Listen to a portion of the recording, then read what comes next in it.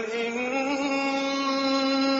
صلاتي ونسكي ومحياي ومماتي لله رب العالمين. إن صلاتي ونسكي ومحياي ومماتي لله رب العالمين.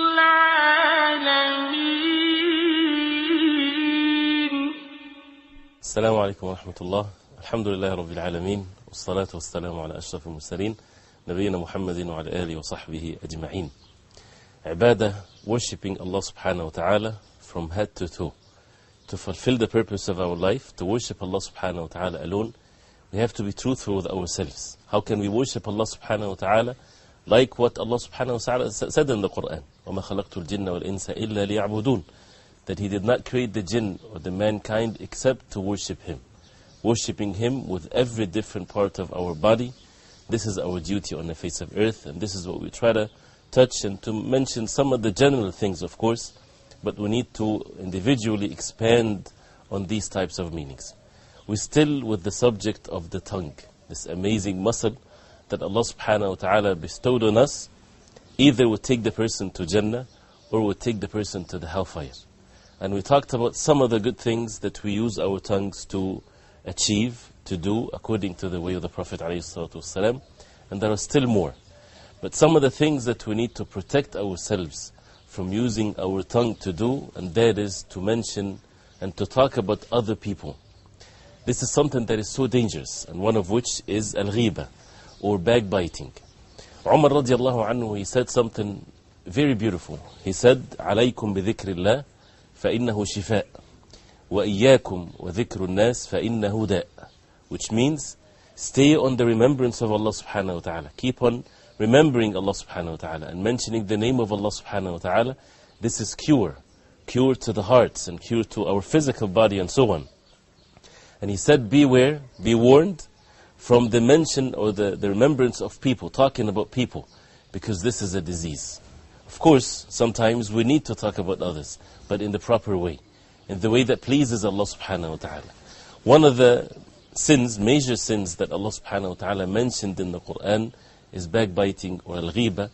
And al-ghiba as an Arabic word means something that to do with the unseen, which means that you would mention your Muslim brother not in his presence, when he's not present, in something or with something that he doesn't like, something that he would hate, an attribute in his physical appearance, something of his manners, even sins, right? Unless there's a benefit from mentioning a Muslim brother. The Prophet ﷺ said in the authentic hadith reported by Bukhari, Muslim and others, where the Prophet ﷺ sitting with the companions radiallahu anhum, he asked them a question. He said, أَتَدْرُونَ مَا الْغِيبَةِ?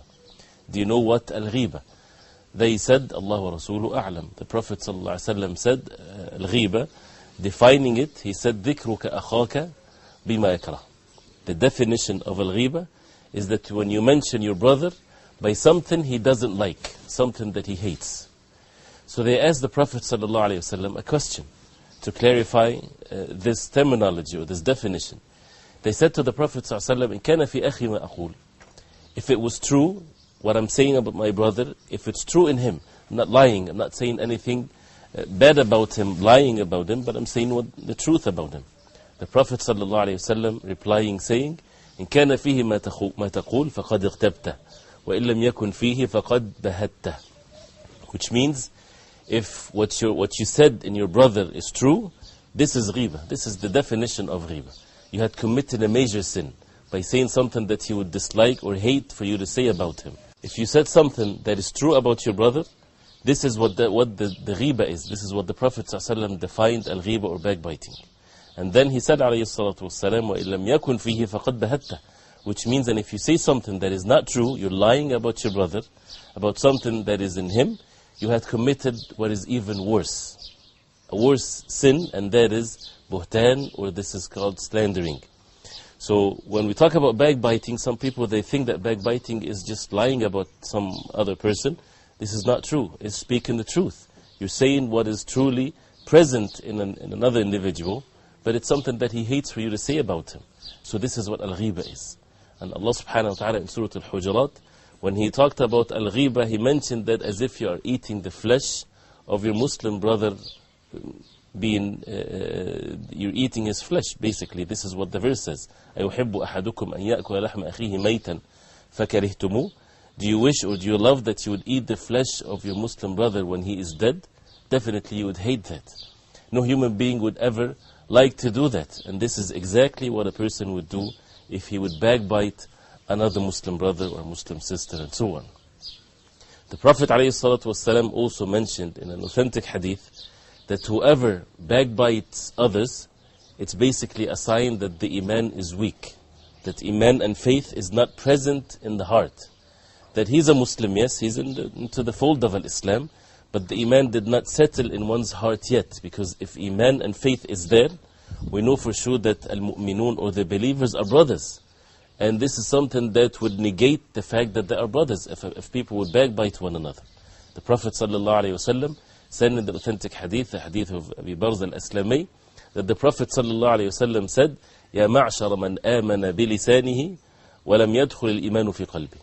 All those who believed, or they say the words of Iman with their tongue, but it didn't settle yet in their hearts, لَا تَغْتَابُ الْمُسْلِمِينَ لَا تَغْتَابُ الْمُسْلِمِينَ, which means do not backbite the Muslims. And then the Prophet ﷺ said, وَلَا تَتَّبِعُوا عَوَرَاتِهِمْ, and do not follow their mistakes or their shortcomings. Do not follow that. Do not keep on looking into the shortcomings of the Muslims so that you would expose them. And then the Prophet ﷺ showing the punishment for such a person, فَإِنَّهُ مَنْ تَتَبَّعَ عَوْرَةَ أَخِيهِ تَتَبَّعَ اللَّهُ عَوْرَتَهُ وَمَنْ تَتَبَّعَ اللَّهُ عَوْرَتَهُ يَفْضَحْ وَلَوْ فِي جَوْفِ بَيْتِهِ. Which means whoever follow or go after the shortcomings of another Muslim, his brother, that he's exposing him, Allah subhanahu wa ta'ala will go after his shortcomings. The reward or the punishment is given from the same sort of deed that the person would do. And then the hadith says that whoever Allah subhanahu wa ta'ala go after his shortcomings, He will expose him even if he is in the midst or inside of his home. If his sin was inside of his home, nobody sees him whatsoever, Allah subhanahu wa ta'ala will expose him. As a result of exposing the Muslims, as a result of going after their shortcomings. This is not in the attributes and the characteristics of the believers whatsoever. Al-Iman would shield the Muslim from going after the shortcomings of others, would make the Muslim more concerned about his own faults and fixing his own faults and trying to do what Allah subhanahu wa ta'ala ordered us to do. When it comes to talking about others, only in matters that are benefiting. That's why when the ulama, they talked about the certain cases where backbiting or talking about another person is permissible, they mentioned specific cases. Not that this is the original status or the original ruling. The original ruling is that the ird or the honor and the dignity of the Muslim is haram, is sacred. We do not approach it whatsoever, unless there's harm that would happen if we do not say anything about that other person. Or there's a great benefit to be achieved as a result of talking about another person. Like the people of knowledge, for example. Saving the sunnah of the Prophet ﷺ, saving the hadith of the Prophet ﷺ, by making sure that the people of al-isnad and the chain of narration, by studying each person in the chain of narration, and they have to expose them. They have to say everything about them, whether they were liars or truthful, whether they were righteous or not, so that people would know, so that the hadith of the Prophet ﷺ is protected.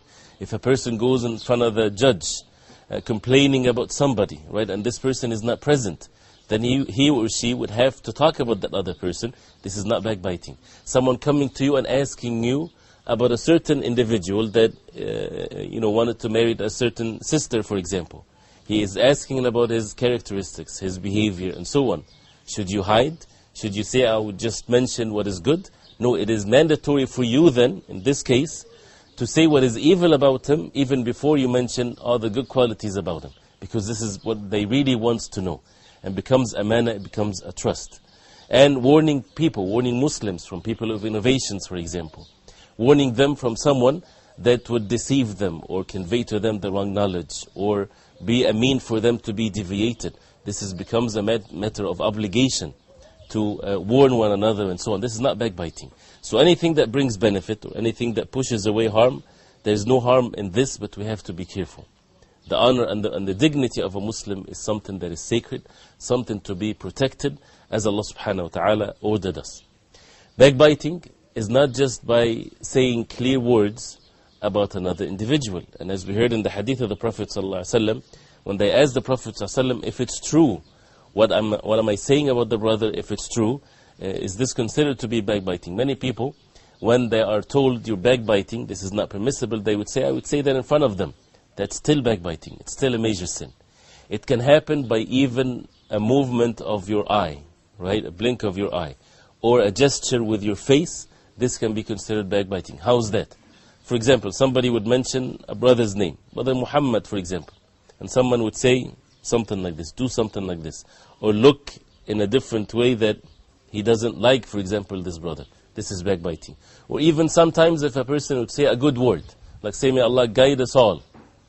The listener to this might understand from that this person is deviated. When his name was mentioned, he said, may Allah guide us. That means he's not guided. So we have to be very careful. It's not just by the explicit words. Sometimes what you say might imply something negative about your Muslim brother that is sacred, his honor and dignity. And that's why we need to protect our tongue. Before we speak, we make sure exactly that this is what Allah subhanahu wa ta'ala wants from us. So this is another disease. And we ask Allah subhanahu wa ta'ala to protect us and to protect our tongues and to make us follow the way of the Prophet alayhi salatu wassalam.